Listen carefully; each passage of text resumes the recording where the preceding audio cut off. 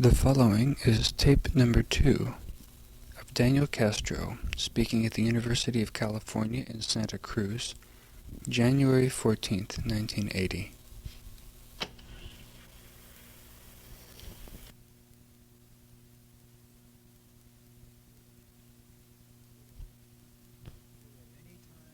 You're ready will be the day that you step out of it. And I don't mean rejecting it. I must stress that. I do not mean rejecting it.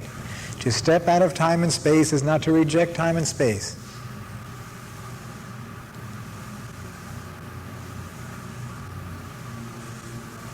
When you step out of the tradition, I do not mean that you topple it, or you destroy it, or you negate it. I simply mean that you are no longer a prisoner. Then you can see what has value and what doesn't have value.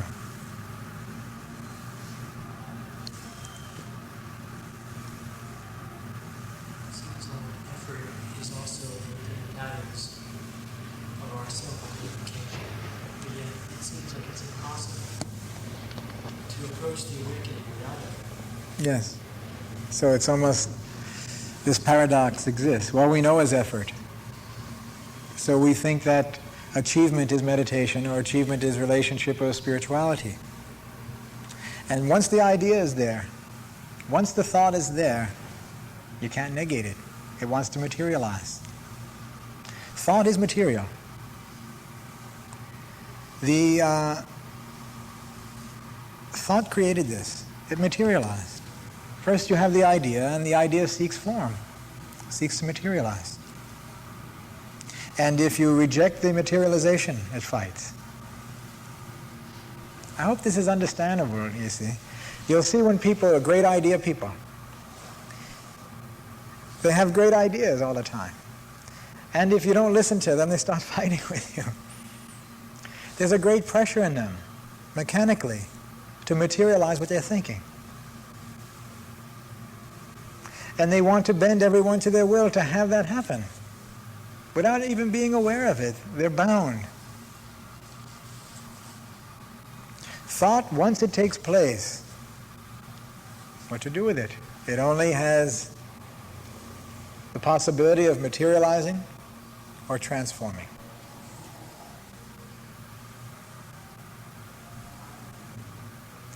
Life, as programming, is continuity and repetition, or life is freshness and vitality, never before seen. A new being.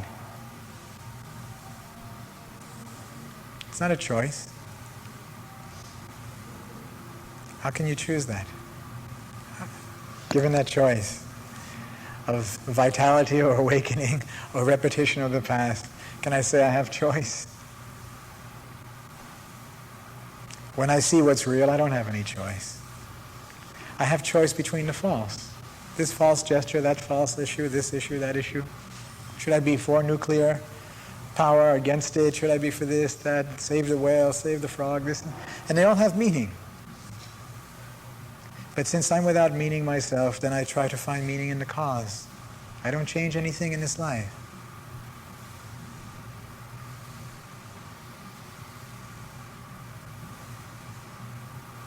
Look for it.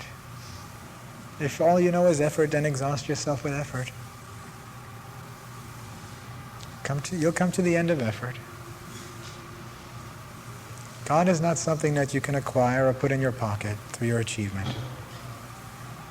There is one energy that you cannot possess.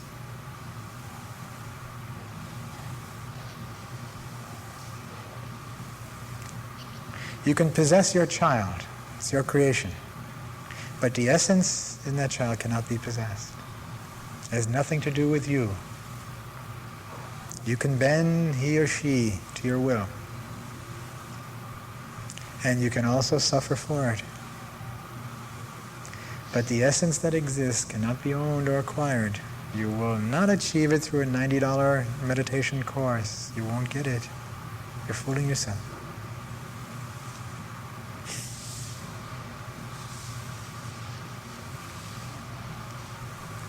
You can treat yourself with these courses. You can treat your neurotic behavior with it. And your desire for things and achievement. But surrender will not come out of this superficial payment.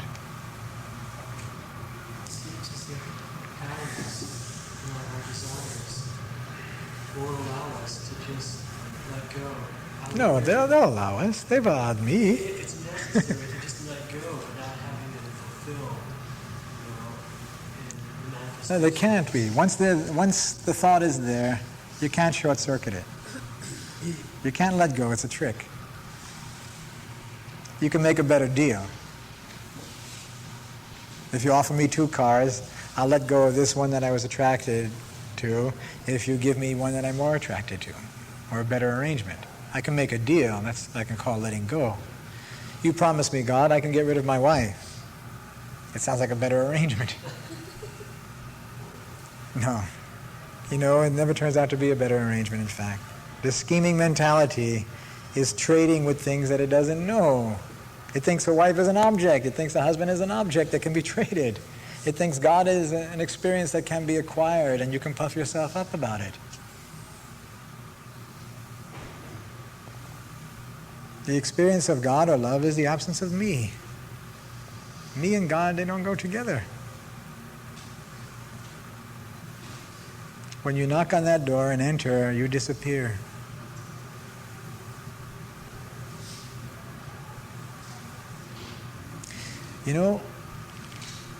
It's essential that you discover freedom before you see the human condition. If the ego is there, you will not be able to withstand what you see. Can't you understand it?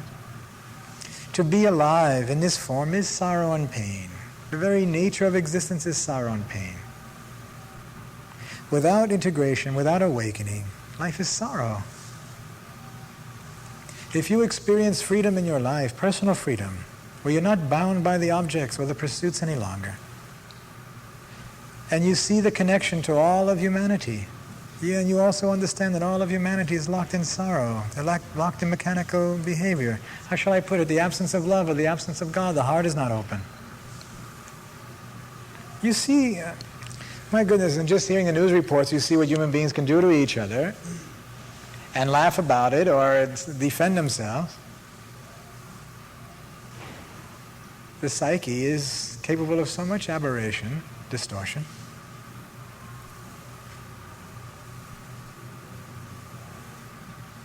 Most of us can't even experience that personal tragedy and survive. And yet we want to see the human condition. I don't think that there can be an ego there if you're going to have that perception. You can't be affected by it. If you're affected by it, you further that condition. Because then you think you can do something about it, and that activates the ego again. The doer is the ego, the helper, the idea of help. Because help is not that activity. Help is to understand. The understanding activates. But when the ego activates, it sets the stage for more tragedy. It inflates itself in helping. It becomes someone through the help. And that someoneness is always at the expense of some other one.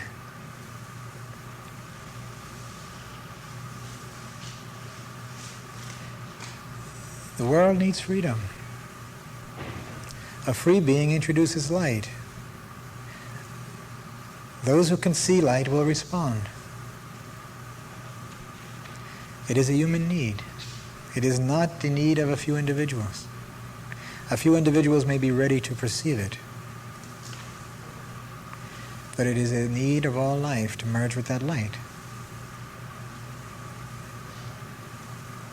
The merger cannot take place as long as we are involved in these psychic and psychological pressures and concerns.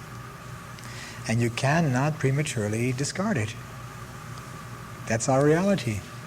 It is not reality, it is our reality. You must come to terms with it, purely and fully.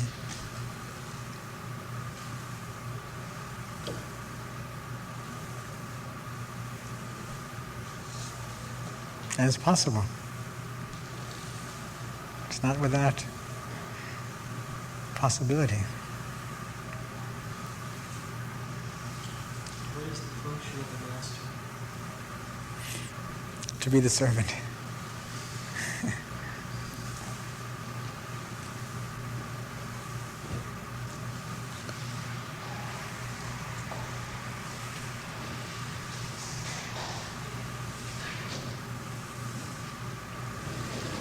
Function of the teacher or the master is always to see his limitation. Always to see his limitation. He realizes when he reads a newspaper, he's reading about himself. When he sees the terror or the hurt that exists, he knows he hasn't gone deeply enough.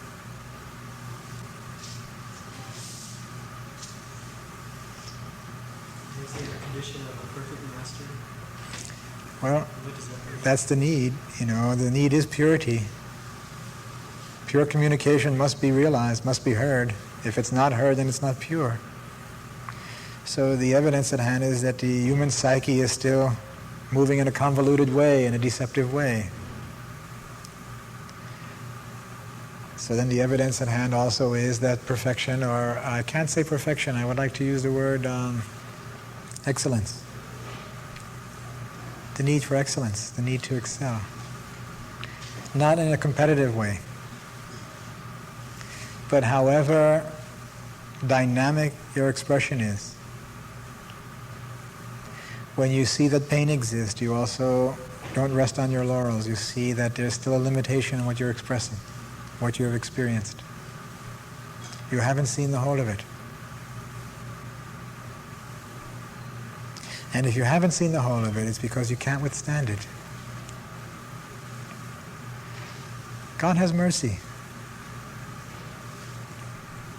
Only allows to be seen what can be seen without destruction.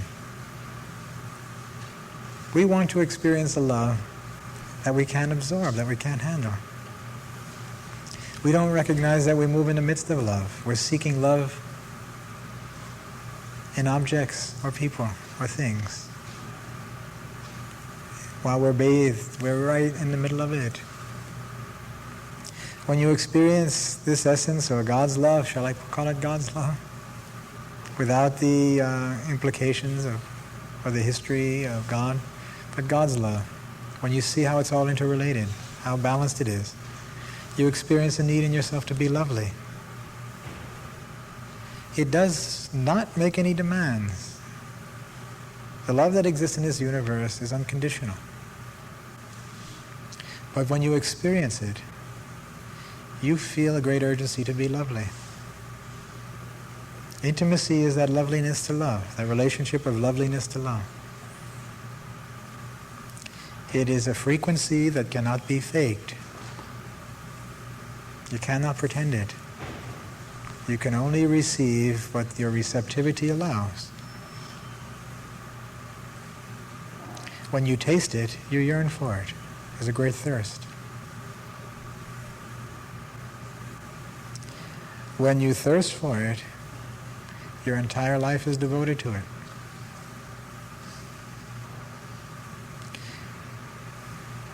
It loves you when you're intelligent. This jumping up and down and hooting, it doesn't love so much. It loves you when you're full. It loves you when it sees its creation is full. It's vital. You see. It's said in a certain Kabbalistic text that God has deep affection for the spark that is furthest away. The Messiah is one who goes through hell and back, the prodigal son, the one who is left, gone away, renounced. And then, in going through this torment and going through this hurt, has awakened to the great need to merge again, and makes that journey through the society, through the life. The being that can't complain about anything, can't point a finger at anything. One who can't run to the countryside, can't run to the city, can't run here or there, is not seeking entertainment or well-being from anyone. One who cannot blame the state of affairs on anyone or anything. But just that need to awaken.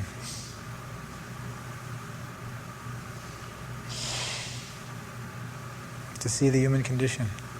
and to see oneself in it.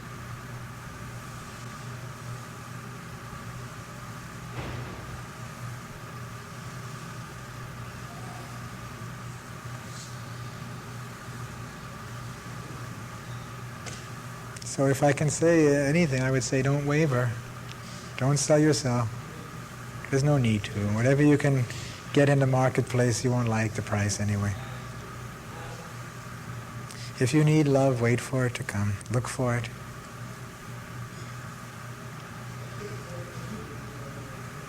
Don't lie to yourself. Simple stuff. Really simple stuff. It's almost mothers and fathers can say, don't eat fried food, don't, that sort of stuff. Be honest. Look for it. And no complaints.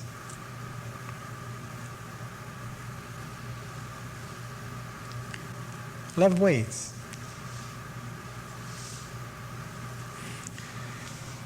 How are you doing? Okay. Any other question tonight? No? Okay, a bit more water. Do we have any more? Yes, sir. I see that as a read, I'm kind of taken to believe that thoughts are very divisive, and yet I also feel that you can shut yourself off. It's very mechanical. So how do you see the role of thought to maximize awareness? Okay. I mentioned earlier that thought has taken on the idea of itself as the reason for existence. You see. And then tends to perpetuate itself. It sees that self-perpetuation as survival. So any time you attempt to just view it or examine it, you find there's a great resistance.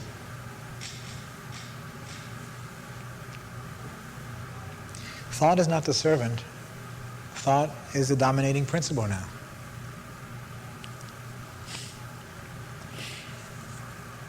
How can thought now be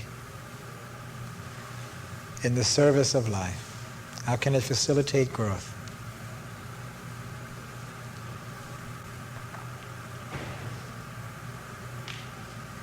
As long as it is a survival instrument, it cannot.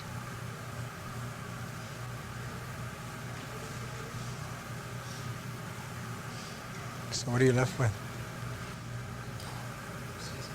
You see, you're helpless in the face of it. So what can one do? You must understand the nature of the thought process. That's where meditation is now necessary. I've come this far with all of you to this one question. Meditation is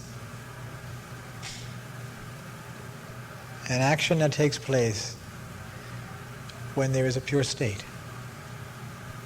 What we have been doing all our lives is coming to the possibility of a moment of meditation where you can sit or you can walk or you can live without imposing any condition on it. Just a clear view. That's what watching means. Watching means no information beforehand, no picture beforehand. You're seeing things as they are, for what they are. Until that point, you can use sitting or meditation to see the nature of thought, where it's going and why it's going in that way.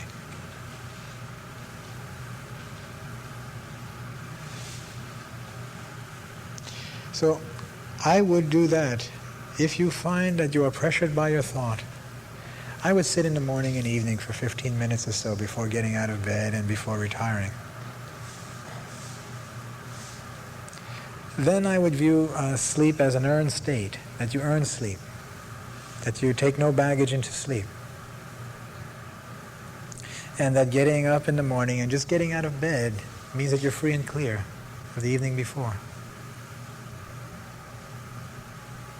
I would even go so far as to say, don't go to school that day or don't go to work that day if you're not clear. Well, don't get up and don't go to sleep. Don't go to sleep if you're not clear. Demand it of yourself. Look for excellence in yourself. You don't have to be tormented by dreams and thoughts. We've given this thing power. You don't have to be browbeaten or pressurized. That's not life. Ask it questions. Questions that pertain to you. Ask, can I go to sleep now? Are you finished? Ask it that. I'd like to go to school, and I will not go to school with this stuff in my head. So can you tell me how much longer it will be? Take your time. I'm serious. It sounds very silly. We think that we're powerless in the face of it. We think that we're weak in the face of it. It's not so.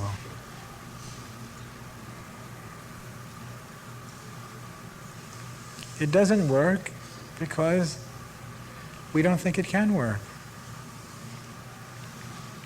So would you see quieting thought through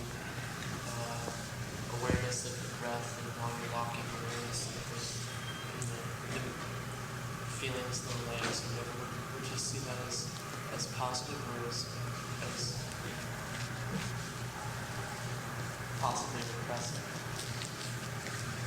You know, we were talking about this earlier. It's the same question about the woods and the positive people. Yeah. So it indicates to me that I haven't conveyed that sense of it. A human being depends on nothing for his well-being. The psyche depends on everything for its well-being. That's all. So it needs your hello, it needs your goodbye, it needs your cheers and your beers and all these things like that. It needs feedback. And if it doesn't get it, it starts to freak out. It starts to go crazy and get frightened. It needs to know how it's doing. And if it doesn't know how it's doing, it starts to get very frightened. It feels isolated. It needs to have control and effect.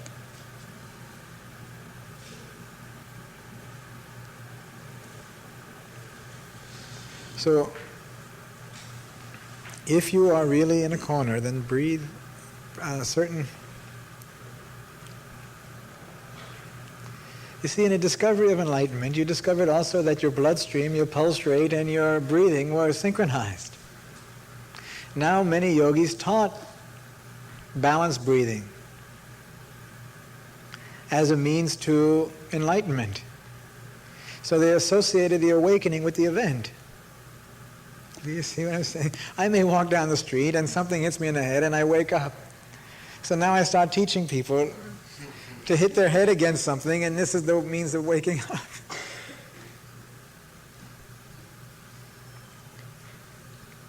So I woke up, but I've associated the awakening with the event, and I teach the event, and then I discover that people wake up within my framework.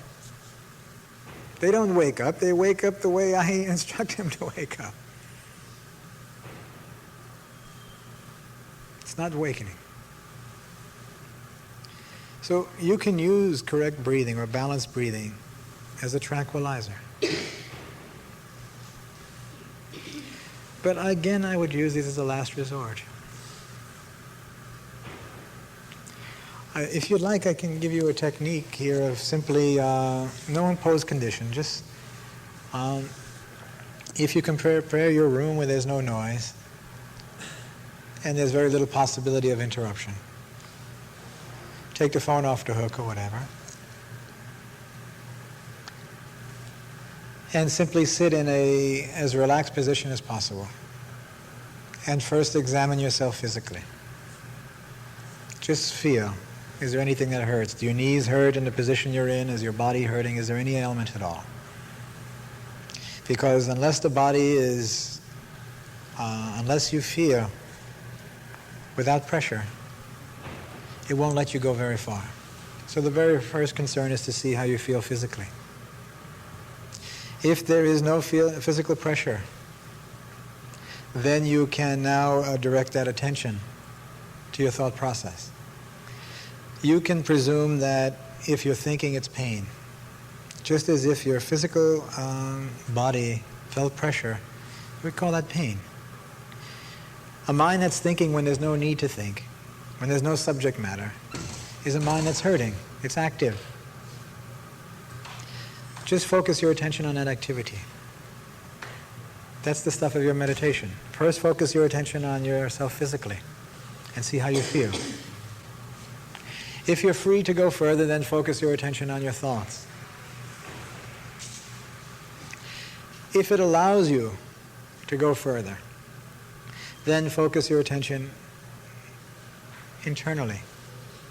See if there is any disturbance physically inside. If you are free to go further, look at your unconscious thoughts, the stuff of the day, whatever calls you. In simply focusing your attention on what calls you, the street sounds, your heartbeat, sounds around you, the inner sounds that you may experience, you may come to a point where there's nothing that calls you. Just sit in that state. If you can sit in that state, I can call that the state of stillness or receptivity. Then you may start to have some experiences. Don't impose any condition on it. Don't believe any of it, please. Just view it. Just view it.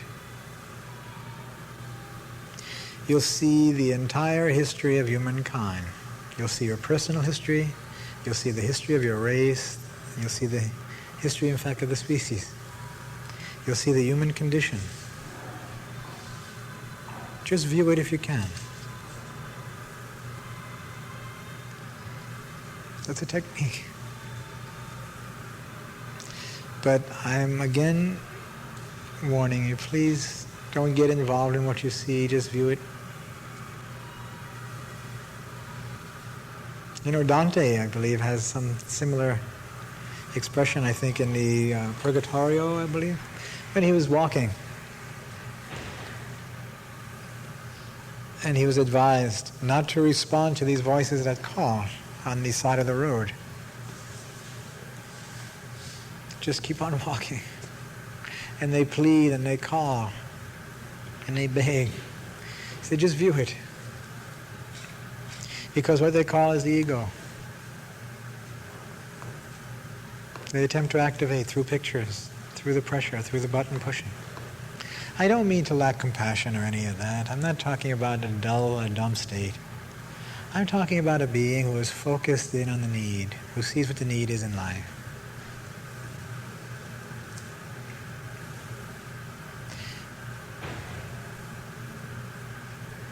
If you can stay in that state, you'll see the light. It will call. Don't believe in that either. If you get caught up in any one place, please ask it questions. Questioning introduces the light. Don't accept authority. Don't reject it either, but don't accept authority. If you see an imposing view or vision, ask it what it is. In fact, even if you have dreams that pressurize you, in your dreams, can you yearn for an awakening in the dream state? It may not happen, you know, but at least can you understand the need not to be tormented by these dreams, not to have to spend your days and your weeks trying to figure out the night before? Can the existence be a conscious one?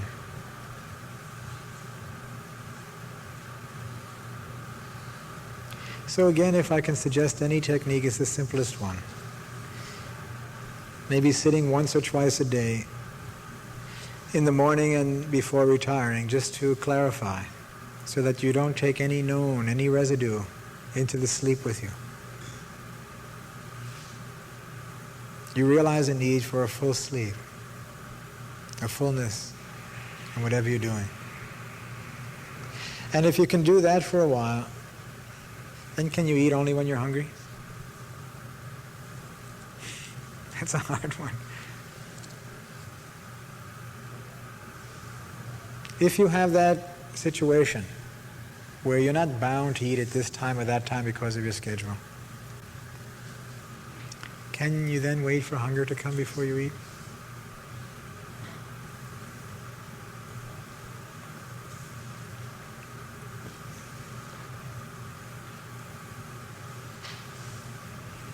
It may sound radical, but can you not go to school unless you really feel alive about it or clear about it? No one in their right mind can demand of you that you be a dull thing or a dead thing. Parents don't want their children to be dead. When they ask you to go to school, they're concerned. They're concerned that you have the tools to survive and to function. It's nothing to fight with.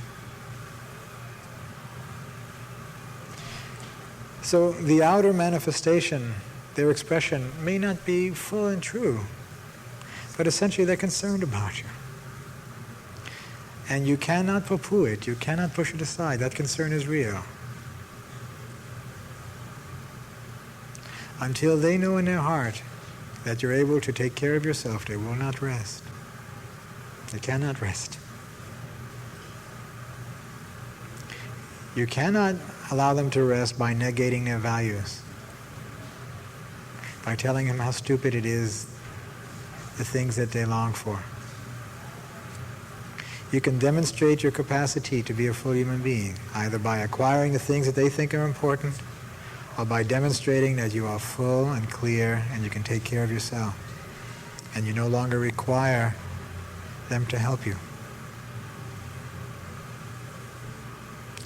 Then you've transformed that relationship into an essential relationship. When the relationship is no longer one of dependency, when there is absolutely no reason, then the relationship is one of essence. You see in your father and your mother yourself.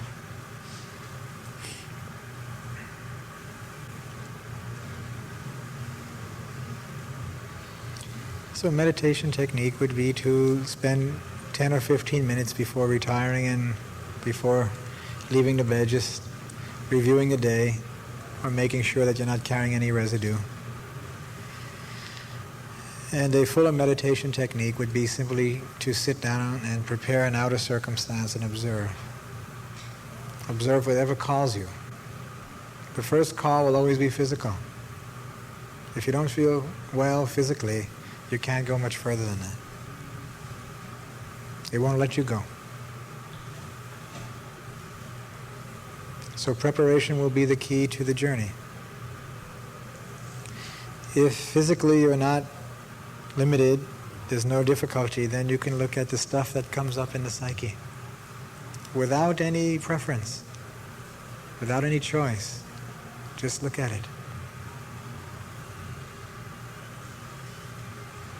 You see, the thought needs continuity for it to survive. If it doesn't activate you, it dies. It transforms.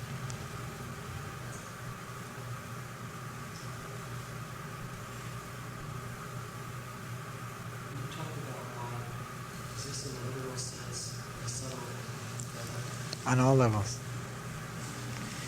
This is light, you know. It's thought, and if it's not bound in thought, it's light. It seems, in a certain sense, it can be what seems to be visible in a subtle sense as well. Is that the same thing? You can see it, yes, also. And that's the same. That's the same It's a full spectrum. You know, the full spectrum is not available to one, so therefore it doesn't exist. We posited existence of a full spectrum, but we can't see it. We deduce that it exists. To perceive it, to see what a human being is the ending of your violence. How can you hurt life? How can you hurt someone? You can only hurt an object. You can only use an object. When you marry an object, can't you see what must come out of it?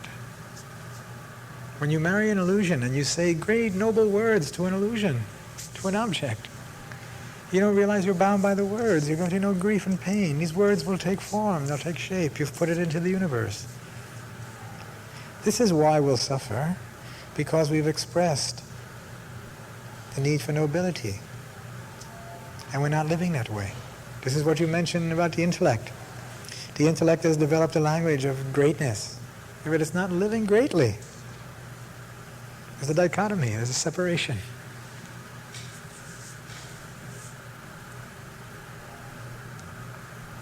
And this evening you can experience a clean page. When you speak, mean it, live by it. I'm just wondering if there's we have a subtle eye that can perceive awareness in others through a sense of light in them or around them. Yes. I would say so. I would say so. Isn't it obvious? Well, sometimes we fool ourselves. We fool ourselves, that's true. But then I'll even put fooling yourself in your hands. Don't take any Kool-Aid with cyanide in it. If you value life, don't do it. The follower creates the leader, then you blame the leader. The leader is as dopey as we are. He's on the same rope. So how to see what's true? How to know what's true? You could only be it yourself. Ask the questions, look intensely. It's in your hands, it must be. I can say that for most of you, you'll find it very difficult to adopt these mechanical forms that require you to be stupid to yourself. In fact, if you've come here at all, it indicates that there is an awakened yearning.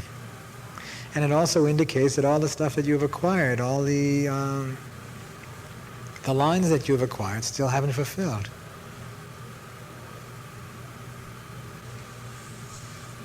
But the need is there. You can realize that need in time, in the future, after you've exhausted yourself a bit more. Or you can realize that the need exists now.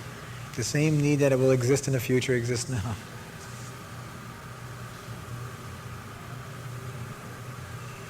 So, life is light, if you can see it. A few days ago in Santa Rosa, it was an interesting question came, and my answer to it was that I feel that the child that comes out of the marriage is the child that is a response to the thought that was taking place in the lovemaking. It's a hard one.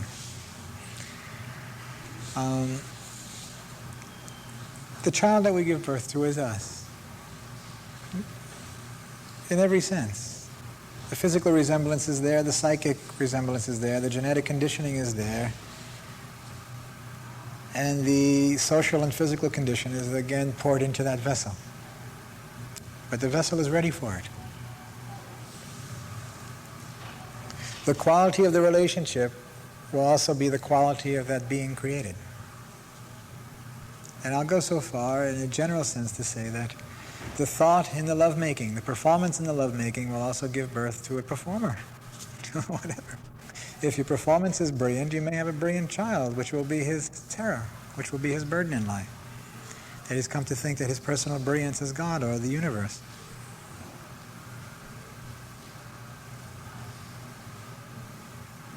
It doesn't mean that one can awaken. But it does mean that we are casting people into this world with a burden of sorrow from the beginning. They're old from the beginning. So, I don't want to leave it at that point because I'm also showing the way out. Be careful what you create. Always take your time, make it beautiful, make it clear. Don't give in to these urges and pressures. Make your lovemaking really be lovemaking. Don't do it. I don't know that there's such a thing called a sexual need. Don't be a dope. Please don't be mechanical that you have to follow this party line. Whatever you do, can it be real? And can you be responsible for the creation? Whatever. And if not, you're always going to be subject to these pressures. Should there be abortion? Should there not be abortion? See the essence of it. Because whatever a free being will do will always create newness.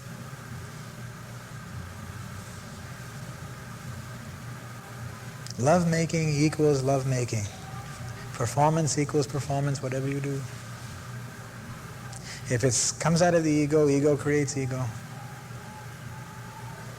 If one is full in the action creates newness. It's creativity. But if you look for identity in the activity, what you call art is not art at all. It's imitation. It's style. Art is the creative process moving through a free being. It's not owned by anyone. You can't sign your name on it. It doesn't belong to you. What belongs to you is your invention, not the creation.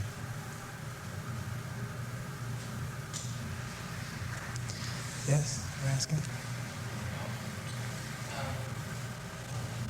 Just a statement, a little bit of apology. Yes. Statement you just made. Someone which you call art is not art. Art is not art if you duplicate. Yes. It's not okay. So would art be art that created by your mind? What are your feelings? Feelings aren't feelings are something to reaction to how receptive you are to some situations or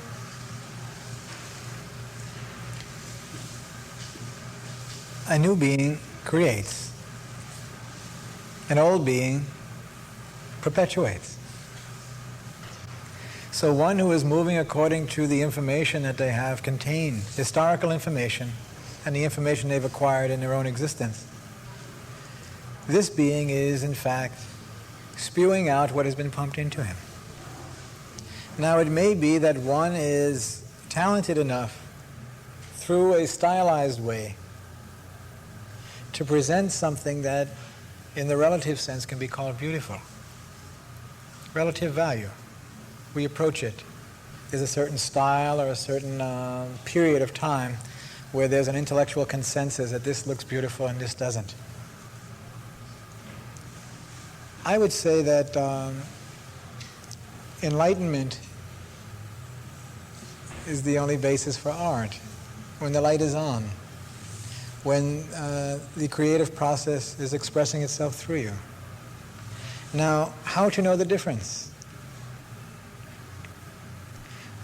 You know, the true art of life can't really be appreciated. You see, God, or this energy of life, is not a bombastic, competitive energy. It waits. Creation waits. What's real waits. It doesn't impose a condition. The art that human beings create or invent needs feedback, needs praise, needs support. Sunshine doesn't need your praise. The universe doesn't need your praise. It is. It can be recognized. And in recognizing it, you expand. In recognizing the inventiveness of another, your ego expands.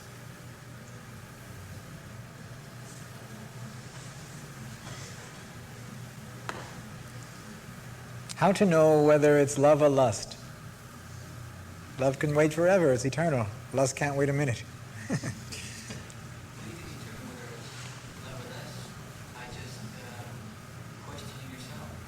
Yes, if you ask the right question. But if you're inclined to the object, you won't ask the right questions. So a being that will ask the right questions is a very rare character. You see. You'll ask yourself, which flavor ice cream should I take? But you won't ask, is it food? Or am I hungry? That you won't ask. You'll say vanilla, chocolate, carob is natural. I'll take the carob, I'll take the one with the honey in it. Or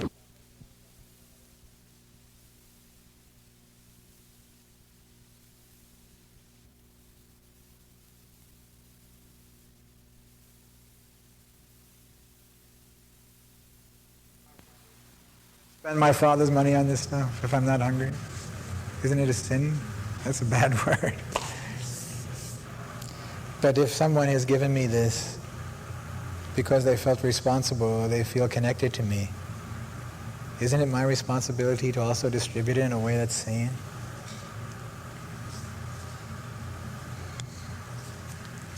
You say, I must throw the ball back to you. I must, because we haven't been instructed in the light. We haven't been taught. Simply because we've grown with people, or we are controlled by people who don't know the light exists. Maybe have touched upon it somewhat, but haven't awakened to their full responsibility to introduce awakening, understanding, intensity. So we're thrown out into this world with on your own shoulders, in your hands. I don't mean the rejection of the guru. It's become very popular in the last few years, no gurus and a certain cutoff. To me, guru means heart. I recognize my heart in front of me. That's what love is. I see myself. He's introduced me to the essence. So it is not the form that contains it, but through the form I've experienced it. If it comes that way to me, it may not come that way to everyone. Some may have a father that really directs, that really instructs, that is concerned, or a mother that prepares for that. Some may not. Some may be born to people who are really only self-concerned, who can't see beyond that. If you have a father or a mother that has laid the groundwork for you to experience what is real, then that's fine. If you don't have it, no blaming, no complaints. You see, if you're yearning to wake up, and in that yearning there is a response, and it comes in the form of a grandfather or a friend or a crow or whatever, my job is not to figure out whether there should be a guru or shouldn't be a guru. I think it's a stupid question. Is it real? Is it true? Because left to my psyche, I'll always choose the crow over the human. I'll always choose the statue over the being in front of me. Because the being in front of me is alive. Makes me look at myself. The statue can't say anything. If I had to choose a guru, I'll always choose a dead guru.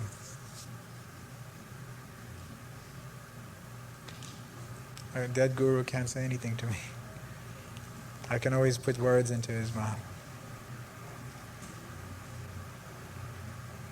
And if it's your lot in this world not to have any physical form that you say reflects you, then I can say you're cursed or you're blessed. Because then your life is to examine everything, to weigh everything, to look at it all. Not intellectually, but if that's all you know, intellectually. And don't use the word feeling lightly. It may just be another variation on thought. Many people say this is the heart speaking. No, the heart doesn't speak that way. Thought is speaking.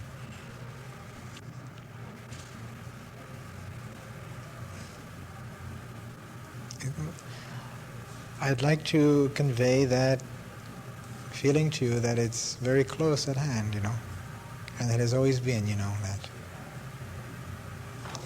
we've always avoided and looked the other way.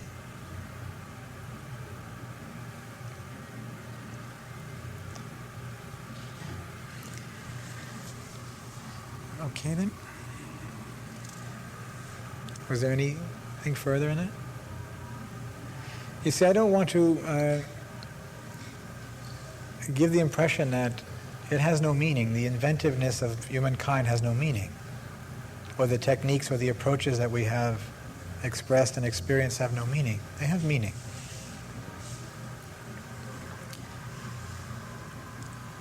But to perceive their meaning, not figure them out, but to perceive their meaning means that the light is on.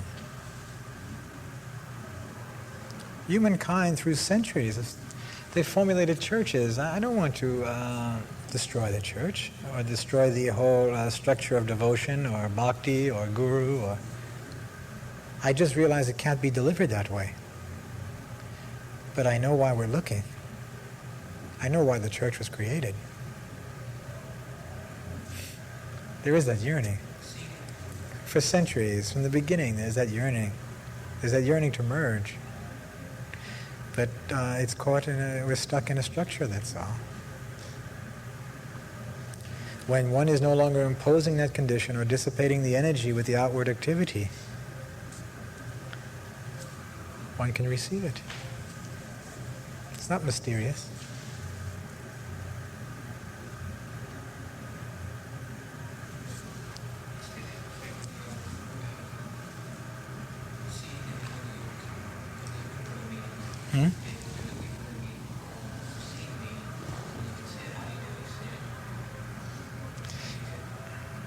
If the question comes, don't move. Anytime you're faced with choice, wait. That is the signal that it is impure or untrue. The light is not on. When you're in a dark room, don't move. Wait till your eyes adjust. If you can wait, your eyes will adjust. If you can wait without restlessness, but just wait, that waiting requires the truth to speak clearly. God loves to speak clearly. He's not this Tibetan Book of the Dead stuff. He will speak clearly. If you can look for that clarity, if you can wait for that clarity, he will speak clearly. But most of us like this sort of voodoo or mysticism we build around it, so that you have to become someone through the practice, and therefore you will achieve this. And we dare bring God into this sort of stuff. We're playing with ourselves. Why should we call that playing with ourselves love? We know what it is. It's relief. We're not making love. We're relieving ourselves. We built up so much tension during the day that we want another person so that we can relieve ourselves with that person. Then we can go to sleep. And then start the tension the next day again. So now we want an energy called God to enter into this relief framework. And we can say over and over, I am that, Om Tat Sat, Om Tat Sat. Just whatever phrase that we can adopt, the way of the pilgrim, or a mantra, or some phrase, over and over again. It's a good tranquilizer, and you may need it sometime. When you're really pressured and you feel yourself swooning, I would do that. I would watch my breath. I would say this sound. I would do it. But the greatest blessing in my life is when the prayers failed, when the mantra failed, when the techniques failed. I thought the greatest blessing was when the prayers were answered. But then I discovered a state where there was no response to the prayer. And then I understood it was a habit, not a prayer. I turned God into a habit. So the prayer was an indication that there was a dimension. But when it didn't answer, then I looked for it. Then I went deeper in myself. So to me now, God would be that invitation to go deeper. The non-response is the invitation now. When you've tried everything,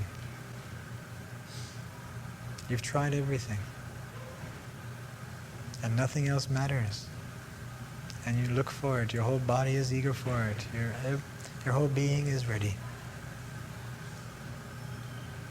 You can't fake that, and you can't do it prematurely.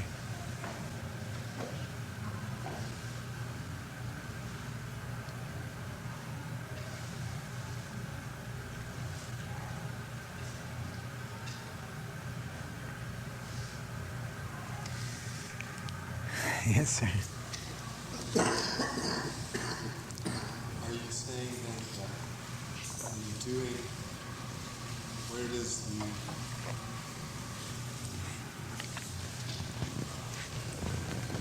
you're doing what you really want, it'll lead to That's not correctly phrased. Can you rephrase it again? Not in doing what you really want. That's what I mean, why? Hmm? Why? To think that what you really want is God. No, that's what you really need. You won't want God. You want ice cream. You want a costume or some meditation technique. You won't want God. God you can have. We want the technique. We want the stuff that goes along with it. The first movement of want will be identity, to acquire. Underlying that may be a need.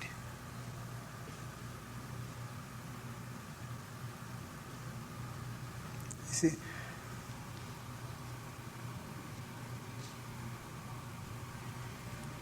I may want ice cream. I may need food. My wants are mechanical. My needs are never satisfied because my wants are mechanical. So I need God. I need to understand. I need to be free. And I choose the techniques or the systems that promise, that appeal to my pictures, my ideas. So want has taken the need. The ego has taken the need and directed it for its own self-perpetuation.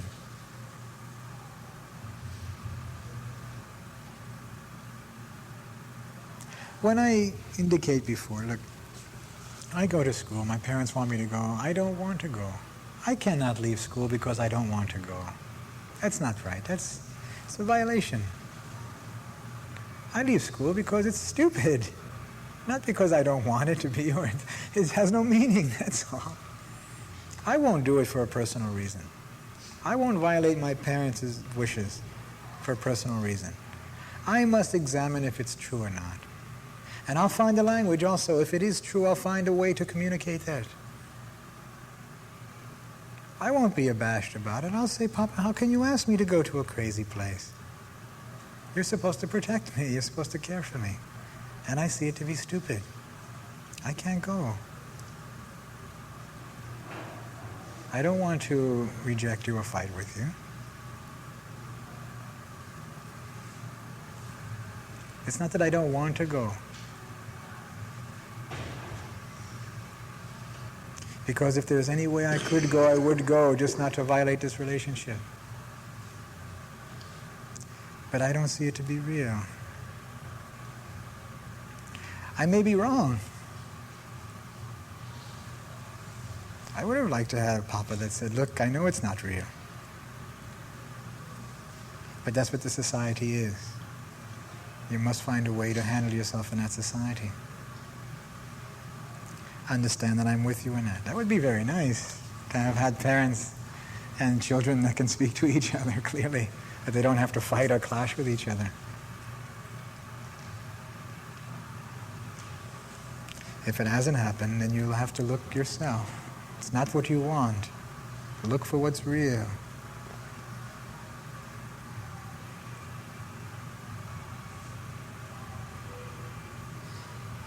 I'll go as far as you like with this questioning. I don't have a time limit, and if people are tired, please go. I'll go soon as a certain frequency is not there. But I would have liked in my lifetime to have someone that I can really ask and inquire and see myself in. For much of my life it didn't exist, or I ignored it. Or I didn't think it was possible.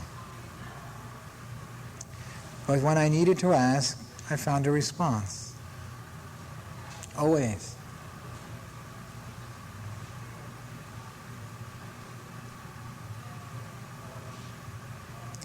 The absurdity is that we think that we have papas and mamas and school systems and structures and friends that are limited.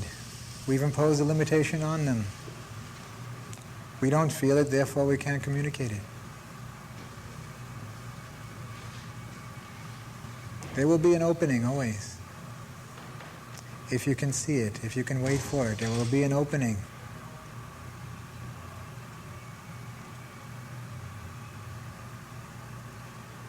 So you'll have to see the nature of want if you're going to see the essence, if you're going to see the need.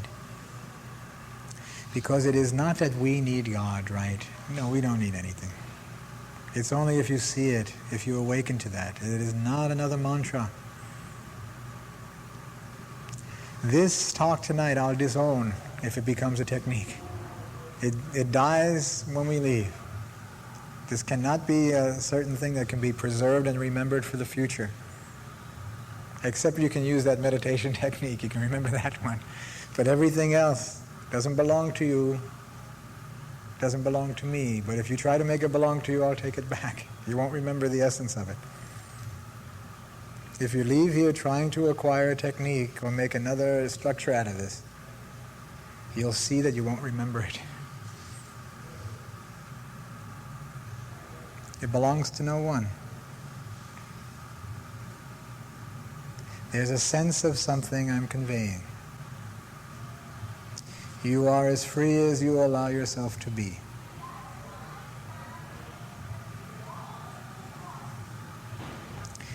You are a prisoner of your wants.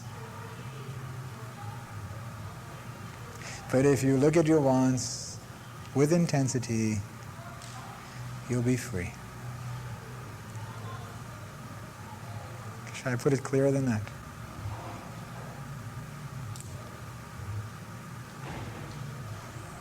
You were asking me?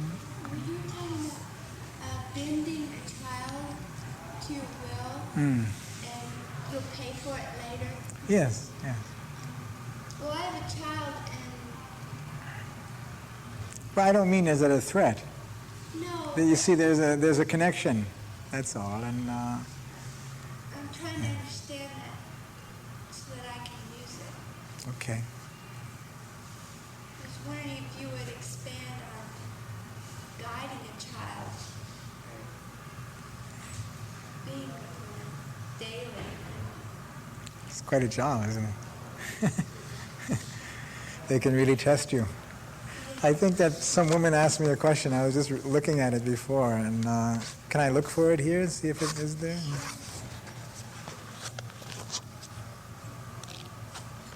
Let's see.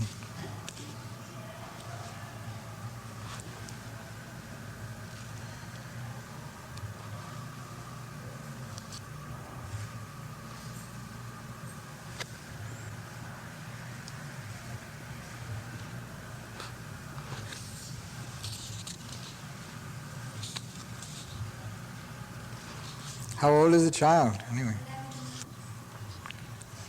What would you like him to be? Would I like him to be? Yes. What do you want in your life?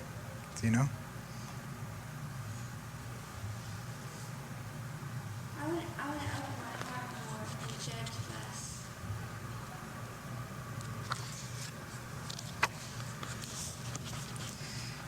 Then you know he needs that also. So the real relationship is going to be your realization of that in yourself. What can you do in the meantime is the question.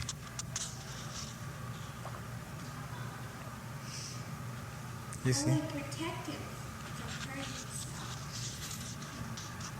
He seems to instinctively do that, In what way? Physically? Terms but of? like he'll pull plugs out of the wall and not shock himself. Okay, so then, is there a papa in the house? Papa? Is there a papa? Someone playing papa in the house? Yes? Okay. Occasionally. Okay.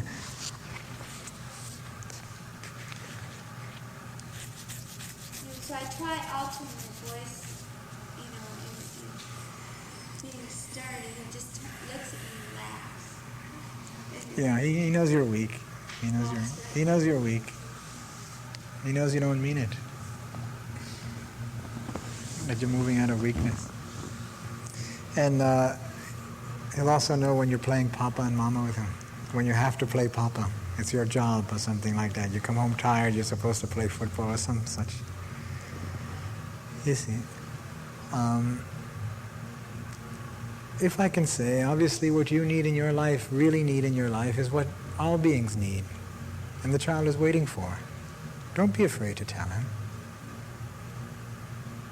Don't be afraid to impose a condition. It's not an imposed condition if it's true. And if he drives you out of the house, leave the house. Tell him. Tell him you're a tough kid to get along with. You're not so easy to be around. If you wonder why no one's around all day, I'd like to inform you.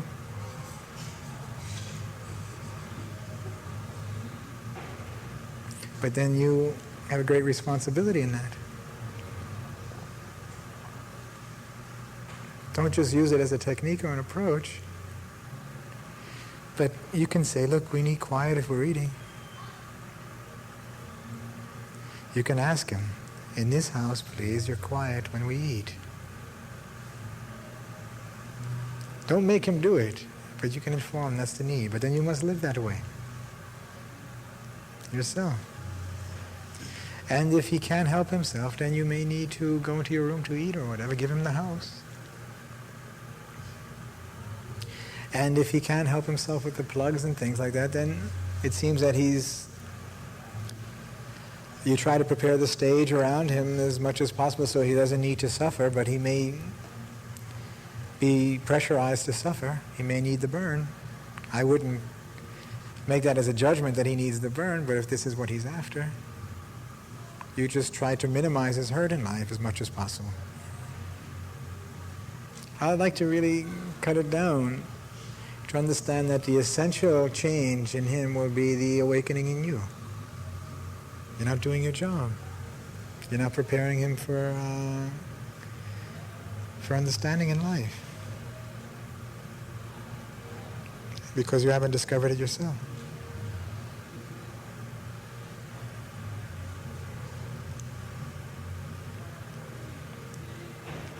You're not receiving it. I don't like to make it very personal, but I can just say a family structure is sort of like a conduit. It receives and distributes energy. So when you get married or you establish a male-female relationship, what are you looking for in the other? You must see what demanded that you have another person in your life. Did it come out of loneliness or fear, or was there an intelligent union? That's for yourself to see. Don't kid yourself. It can be transformed. You see, in other words, we are bound to continue the initial state, the initial condition, unless we recognize it and transform it. So I may have gotten a mate out of loneliness and my seduction and fears, and pretending to be something else, pretending to be gentle or holy or nice or something. And the person was also in the marketplace, and it worked. And then I discover that I'm required to perform constantly, and I can't. And it collapses, we have an argument. That's the nature of argument. And now I come to, what have I gotten myself into here? What seemed to be a very appealing situation turns out to be madness. What was I looking for in a person? And I saw at that point I was looking to relieve my loneliness. I rolled over in bed one night and no one was there. And the first thing that came to my mind after seeing so many movies and hearing so many stories is that someone should be there. One of me has to be met by one of them. And that's my life. So the non-activity in the bed indicated to me that something was missing. I went out and got one.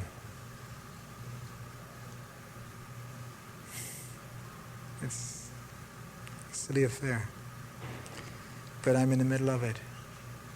I'm not saying it is the case, but usually we proceed from some idea.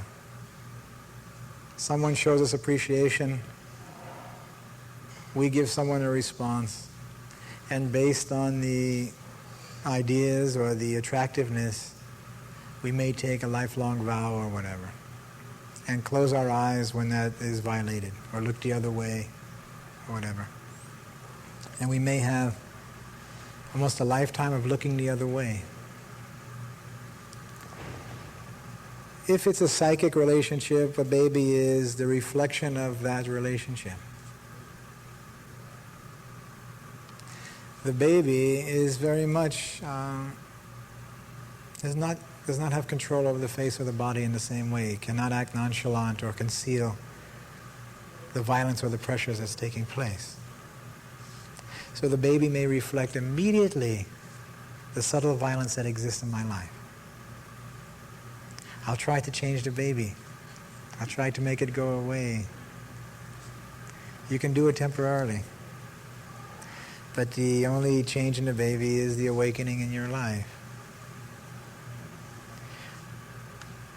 So I was lonely, I found a mate, and in the midst of that relationship I discovered that she or he cannot give me what I need in life. And that's why I'm pressuring them. And that's why I feel unfulfilled.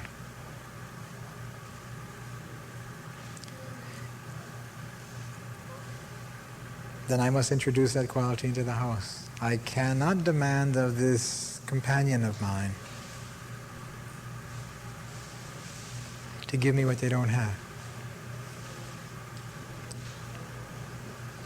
But I can realize my need to discover it. Bye-bye then. You see, my feeling would be that someone in the house must have the light, or must know that life, the purpose of life is to experience that awakening. That's to me a proper marriage, proper relationship, if there's a proper family. Is that the family is working together. There's a cooperation. One has realized the need or the purpose of life. The other is preparing for that to take place in the household. And the child that comes out of that intelligent relationship has received the light. So it's almost like Mary, Joseph, and Jesus, you see, where Mary understood that she was a virgin birth, pure, not my baby, the Lord's child. You just had to give guidance, but no ownership. It's not your child. And Krishna's mother also had an experience where she was going to spank Krishna and looked in his mouth and saw the universe. And she jumped back. She saw the baby was God. The whole entire universe was in the mouth of the baby. She couldn't act like a mother. She had to be a mother. There's a difference. So the baby is reflecting the condition. You can take some artificial measures to calm him down a bit. Sometimes the children become hyperactive. Usually it's because we've fed them a lot of things to do all the time. We've given them the impression that they must be busy with coloring books, they must always be Mr. Rogers' TV, or something to do all the time. And so boredom is the most frightening state for the adult and the child. To have nothing to do is the most fearful experience. So many times you'll find the child just active around the house, just with nothing to do. And they find that you'll ignore them if they're just being calm. That the only way they can activate you is to do things that appear that get you screaming or standing up or begging them. You see. And you don't see. Sometimes children torment themselves in order to activate you. He comes over to me every 5 minutes and asks me to hold it. Yes. Why? He hasn't experienced your love. He needs to be reassured. If he needs to be reassured, because he hasn't experienced the connection.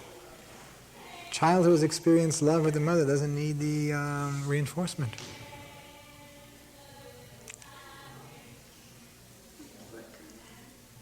Do you understand it? Well, I feel like I give him lots of love all the time. You can't. You can't give him lots of love. There needs to be an essential experience together. Devote your time to it now. But don't pick him up if it's not true. Don't lie. Don't be artificial. It's like hunger, you know. Sometimes we eat out of habit, or we eat because we have nothing to do. So I suggested earlier, can you wait until you feel hunger before you eat? Let the hunger look for the food. At times you may, as therapy, pick him up or do these things, but only do it as a last resort, unless it speaks to you directly. Wait for the moment. It's important, it's really important. It's important in your own life. Not only the child's awakening, it's important in your own awakening. Look for the real. Give it an extra minute. Don't play mother. Give it an extra minute. Look for the essence of motherhood, not the role of mother. Not the role of mother. Don't get caught up in the role of mother. You're not a warden. You're not a policewoman. You don't have to be, you can't supply him this sort of stuff, this psychic stuff. There's only one reassurance. And once you're in contact with that reassurance, you don't need this feedback all the time.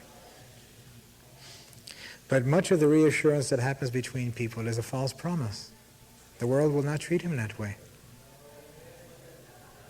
And when the world doesn't treat him the way you treat him, there's greater frustration there. You must convey a sense of fullness, and you can only do that when it's true in you. Until that time, you can try a few approaches. You can try to establish an honest relationship where you don't speak out of anger and frustration. But you can convey, you're a difficult character to live with. You can convey, look, we're in a house together. I'm not your prisoner. Don't push me around. Not out of anger, never out of anger or resentment. But just passing on the information. Take up your responsibility in the house. I am not here to do pantomime for you or to do all these things. My need, my function is to care for you.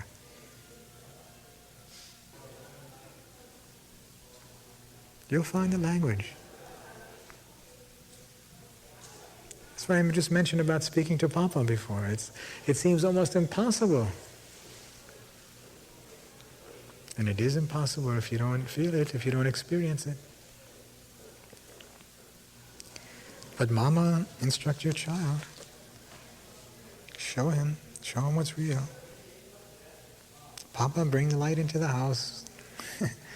What else can you do? That's the agreement, I'll tell you, the woman won't let you breathe if you don't introduce the light into the house. That's traditionally the form it will take. It can be the other way also. But to me, marriage is that agreement. Because you don't need any man, you don't need any woman, you don't need anyone. And if you take a man into your life, it's only because they've expressed that godly quality, that concern for awakening. We need awakening, we need light. You may find a mate that expresses that light. You don't need a mate, you need the light. You need the essence, you need love. But no one can give you love. But through someone you can experience that love.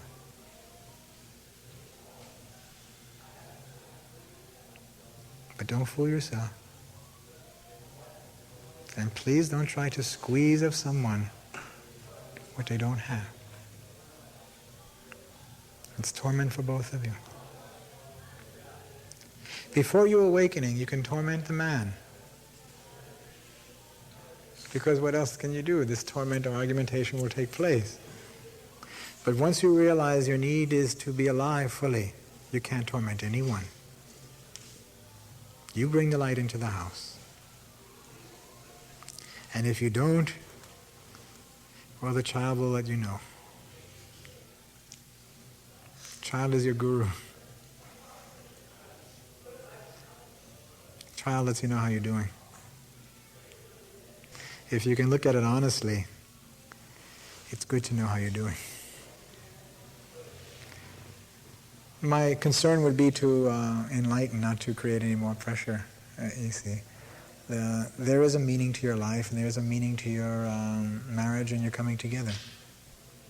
If the meaning isn't realized, you're going to be hurt. You'll know difficulty. That difficulty may allow you to put it on the right track. It's a signal. You have someone's well-being in your hand.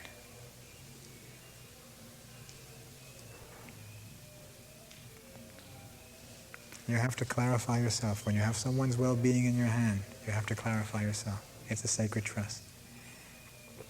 No frustration, no pressure. There's no time for it. And don't put up with it. So it's a tough job. It should be very simple. I don't want to leave you with a tough job. I'm trying to leave you with a simple job. Don't play mommy. Look for the real. Look for the real. And if Papa is not bringing the light into the house, then you have 2 children. That's all. And if Mama is not allowing that preparation, then you also have 2 children, you see. Whoever in the house can see the reason for existence, the need for light, this one will allow it to come to rest. You may need to wait for it. The boy may have a prior conditioning that you may need to wait for him to come to rest. I looked for that page, but I couldn't find it. There was a young Jamaican woman in Woodstock, New York, who asked a question about wanting her son to grow up in a proper way, and she didn't want to assert herself over the child, but she didn't know what was right. So I in turn asked her that question, what did she need? She said she needed to love. I said, well, it seems to me the child also needs that.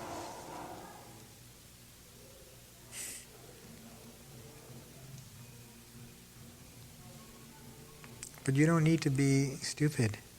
That is not a requirement. You do not need to be mechanical. No one or nothing requires us to be mechanical people.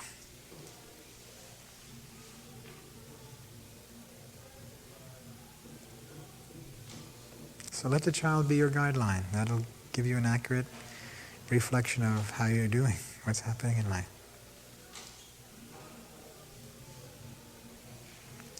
And if you are ever pressurized to such an extent that you can't bear it in life, then I can give you another technique. Pray. That'll sort of negate the entire prior talk.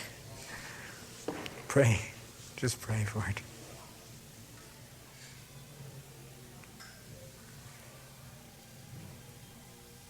How are you? Okay. Okay. Thank you. Are there any other questions tonight? Okay. You're okay? Fine. Okay then. I'll retire also. Nice to have met you. Thank you for coming.